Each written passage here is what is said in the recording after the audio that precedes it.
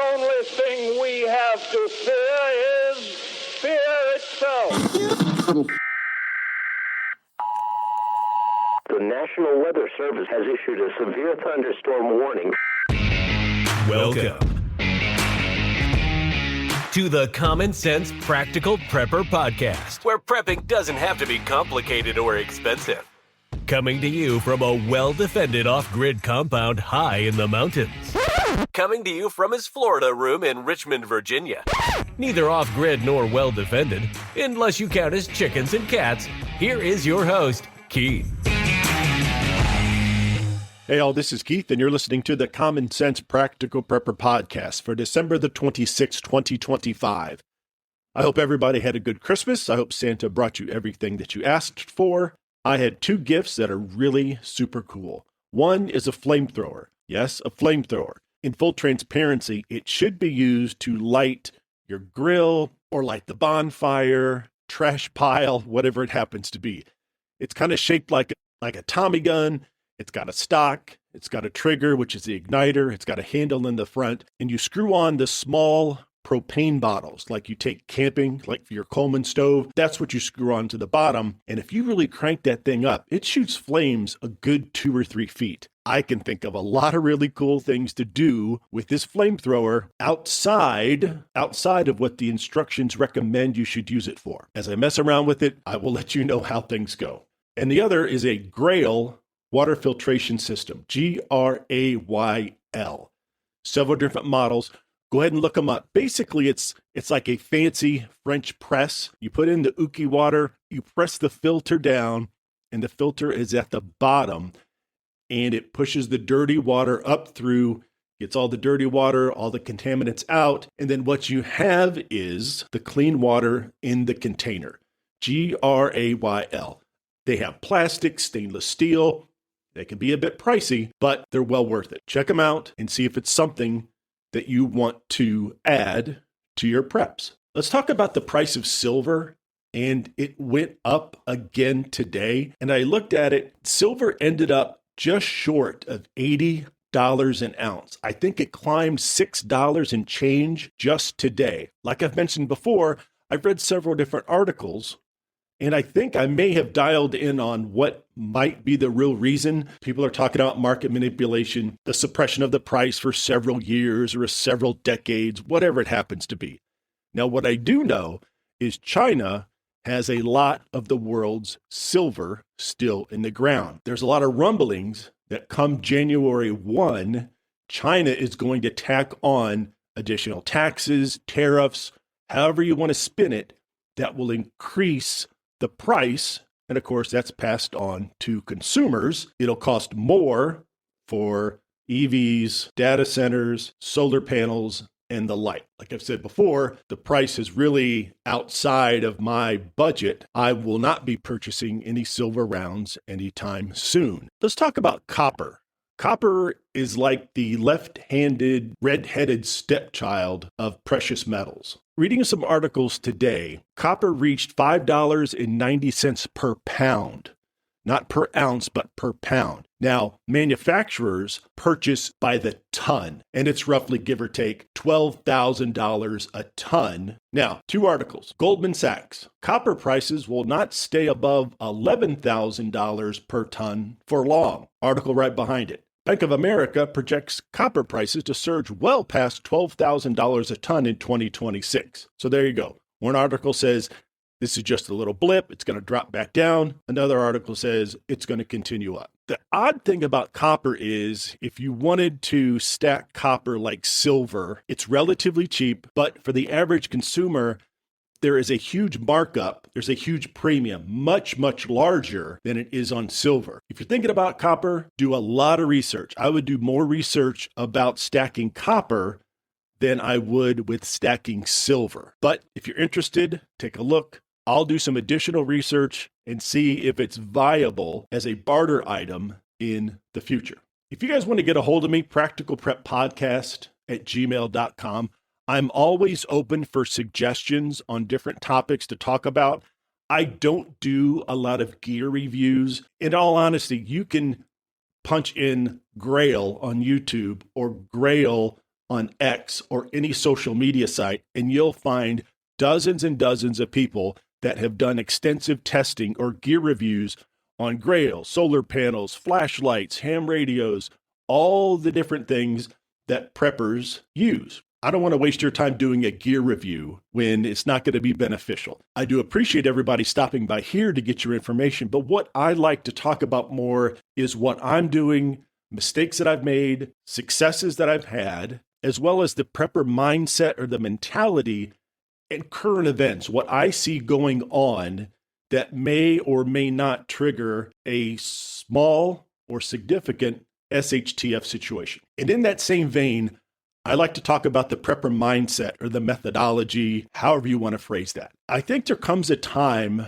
as a prepper when you have to tell yourself you've reached a point to where you have your prep squared away. The crazy thing about SHTF situations, there's so many different ones, there's so many different degrees. Power goes out because a nasty storm came through. Okay, your power will be back in 12, 24 hours. Hurricane, 3, 4, 5 days. Significant grid down situation, 8, 9, 10 days without power. Now we're talking about a substantial SHTF situation where a lot of your more detailed preps are going to come into play. But there has to come a time when you say, I've got it. I've got what I need. And again, prepping is not about being paranoid. It's about being prepared for any given situation. So you kind of have to pick your poison. We don't want to become hoarders. We don't want to walk into our pantry and see 16 years of rice and beans and Augustin Farms peanut butter powder.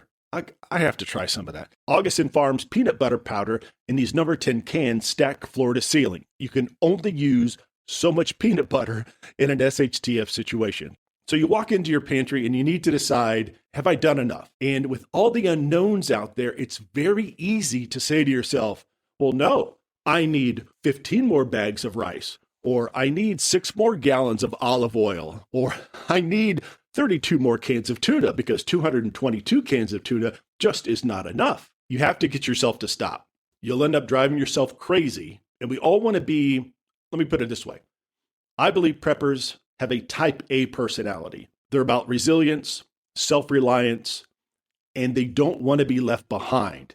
They don't want to not have something. They don't want to just survive. They want to survive and they want to thrive. But there has to be a stopping point. So let's talk a little bit about that mentality and we'll see if this makes any sense.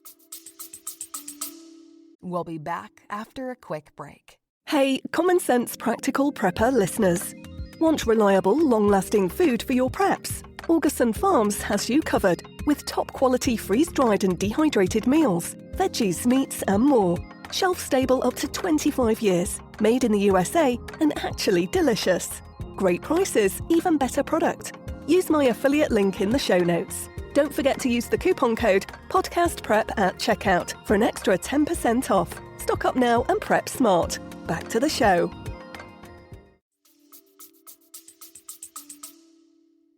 If your pantry is in your garage or a section of your garage, or maybe there's some folks out there that their entire garage is their pantry, more power to you. But when you open up your pantry door, you open up your garage door, and it looks like Costco and REI had a baby, you might want to dial it back a little bit. The thing is, preppers chase safety like it's cardio.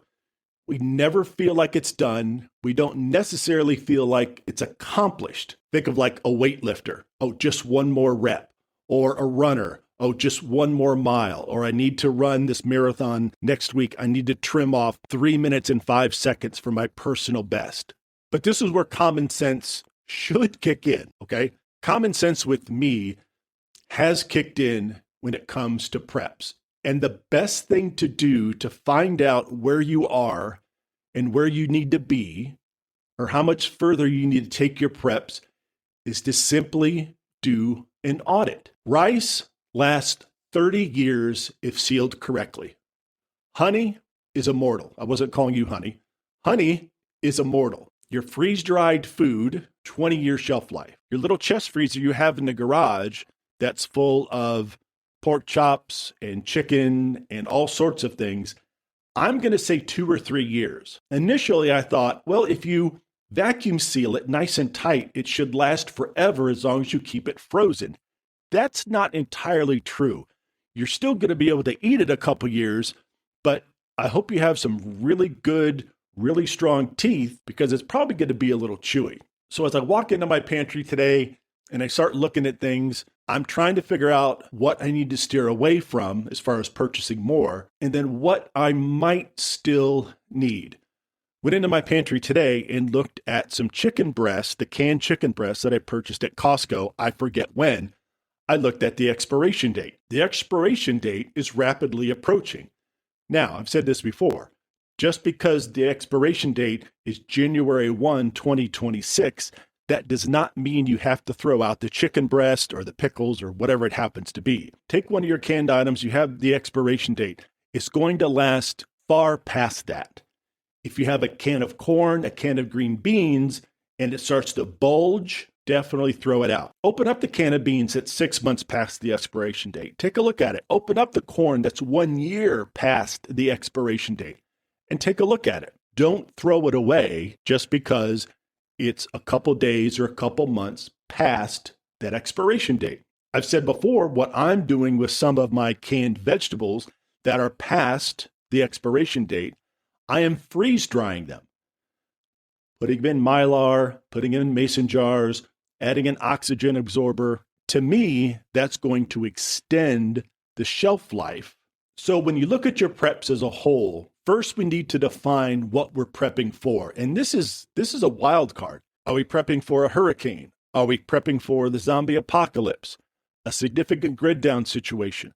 Are we talking about the electricity out for multiple days or multiple weeks? Again, depending on what country you're in and depending on what part of the country you happen to be in, some of these SHTF situations are completely irrelevant. If you live on the East Coast, down in Florida, North Carolina, Georgia, South Carolina, Texas, Louisiana, the Gulf Coast, hurricanes are a very real possibility. Speaking of hurricanes, 2025 was the only year, I believe, since they've been keeping records, that a hurricane has not made landfall in the continental United States. I think we just got lucky. So decide what you're prepping for and then tailor your preps towards that. Now, I'm not saying you should only prep for power being out a week and not prep for a significant grid down situation, a significant supply chain disruption. I'm not saying that, but you need to try to focus your preps and not end up having way too much of anything that ends up spoiling, because that is an absolute waste of money. I shop out of my pantry. If I need corn or green beans, I go to my pantry and I grab a can. I don't go to Kroger. I don't go to Walmart. I don't order it off Amazon because I don't have to. I've talked about the corn index before. The corn that I bought a few years ago was 48 cents a can. That same corn now is 60 cents, 62 cents a can. So why pay 62 cents a can today when I can go in my pantry and grab one that I paid 48 cents for? I'm rotating it. I'm consuming it. First in, first out. And I actually saved 10, 12, 15 cents, whatever the price difference happens to be. So let's talk about auditing your pantry, auditing what you have.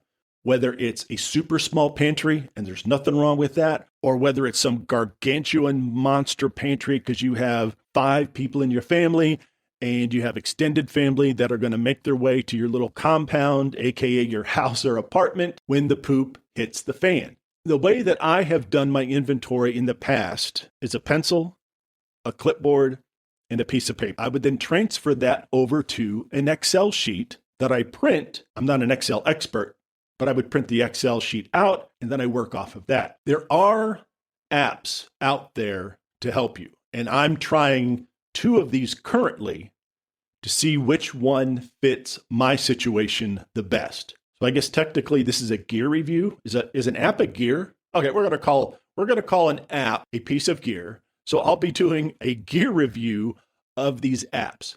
The first one is called Sortly, Sorty. You can get it on the Apple Store, the Google Play Store, so you can have it for your Apple and your Android devices. You can enter things manually, but the great thing about these apps is you can use the scanner or your camera on your phone. You take a picture of the UPC, and it brings up a little photo. So I did it the other day just for kicks and giggles, and I scanned a can of green beans that I got from Amazon through Amazon Fresh. Instantaneously popped up, and it says, is this the 12.5 ounce can of French cut green beans or whatever it is from Amazon? I'm like, yes. I clicked yes. Then I put in the quantity. Okay, I have 1, 2. Okay, I have 10 of those. You can add a field for expiration date. A very good option. This can be used for preppers, or it could be used for folks that just have a large family or small families that want to be really organized when it comes to going to the grocery store. So if you have a big family and you go through food like crazy, you need to know how many cans of beans, tuna, whatever it happens to be in your pantry, in your fridge, so you can make a sound decision on how many you need to purchase. Only you know how much food your family goes through on a weekly basis or a monthly basis. The other one is called Out of Milk, and I think that's a really catchy name. So Out of Milk is another one. Kind of the same deal. You can scan it, shows a photo, click yes, click save, and it also has little features that you can add. You can add fields if you want to add the expiration date, where you got it, the price, coupons. There's some really cool features to both of these apps. Now, these are free, but there's always the catch. There's always the pro version or the premium version, and it's billed annually. And I forget what the pro version for both of these apps are. I'm going to stick with the basic free version, unless the pro version has some crazy thing where it scans itself, but I'm going to stick to the free version. So again, I think it's very important for us to define our preps, define what we need, not go overboard, not get paranoid about, do I have enough? Do I need more? Because if you get into that, it's a cycle. You get into, oh, I need more of this. I need one more crank radio. Oh, what happens if the crank radio I have dies? What about all these batteries? Do I need more batteries? Should I test my batteries? That kind of thing. We need to keep it all in perspective. We don't want to consume our lives or consume our daily tasks or chores with walking into the pantry every day and deciding, what do I have to purchase today? You shouldn't have to purchase anything. If you're prep, you're basically just adding and tweaking your pantry. So what I'll do, I'll work through both of those apps. I'll report back maybe in a week or two and see which one I prefer, which one fits my situation a little bit better. And again, if you have suggestions on topics for the podcast, if you have suggestions, if you want a gear review, send me an email, practicalpreppodcast@gmail.com, and ask, hey, have you tried this? Or I tried this radio, or I tried this little flashlight, or I have this knife, and I don't think it's going to work for me. What do you think? Or the opposite. I got this flashlight, Keith. I got this knife, and it's the best damn thing since sliced bread. I think you should look at this. I think you should purchase this and see if it's something that would fit your preps. Again, it's all about sharing information, and that's the only reason I do this, is to share the successes, the failures, things that I see, things that I hear, and how we can better prepare ourselves for an SHTF situation. It's going to happen. It's not one of these if, it's when, and it's the severity level of the SHTF situation when it hits. Not to be a Debbie Downer, but I've talked about Sarah Adams before, the former CIA targeter, and she talks a lot on X and other social media outlets about the impending attack that is going to make 9/11 look like child's play. She backs it up with information. She backs it up with stats. She is on X all the time, either agreeing or disagreeing, even with our own government, the U.S. government, on what's going on. Now, I think in the last 24 hours, we launched a bunch of cruise missiles at ISIS or a bunch of terrorists in somewhere in Africa. The Department of War, formerly known as the Department of Defense, is jumping up and down saying, we killed this person, we killed that person, we set them back so many weeks or so many months. Sarah comes right back with, folks, this is nothing but a photo shoot. This is nothing but just spam. The real threat is here. And she names it. So if you haven't listened to Sarah, and again, it's not about being paranoid. It's not about going down a rabbit hole, but she presents this information in a way that's easy to understand. She knows what she's talking about. Now, if you're like me, I trust the government as far as I can throw it. So I need to get my information from multiple sources, because what's that meme where the dog is like, oh, it's fine, everything's fine, his hair's on fire, or there's a house on fire behind him or something like that. In my opinion, I think the government is going to portray a situation like that, and they're going to downplay it so there's no panic and people don't go off the reservation and start doing a bunch of crazy things. Folks, thanks so much for listening. Thank you so much for stopping by and letting me get up on my soapbox. I have a favor. If you would please subscribe, like, and leave a review. Liking and leaving a review does a lot of good as far as the algorithm, as far as moving the podcast up in the rankings and getting more visibility. Please share the Common Sense Practical Prepper with your friends, your family, somebody that's interested in getting into prepping. Go back and find some of my Prepping 101 or my real basic podcast and send that to your friends, a family member, and let them listen. Currently, I am just out of the top 100 podcasts when it comes to prepping. There's all different categories, and depending on where you look, I would love to crack the top 100. I'm just looking to try to expand the audience as best I can to try to get this information out there. So please do me a favor, just like you hear on YouTube, like and subscribe. If you like what you're hearing, send it to your friends. But I really would like you folks to do that. That would really help me out. It would really help me get the message out. And again, I appreciate all the time that you spend listening to me ramble. All right, folks, if I don't talk to you before New Year's, and I probably will, if I don't talk to you before New Year's, everybody have a safe and happy New Year's. Don't drink and drive. Don't eat too much food. No, actually, eat too much food. Just don't drink and drive. We'll leave it at that. All right, folks, thanks again. And as always, please be careful out there. Take care of one another. And until next time.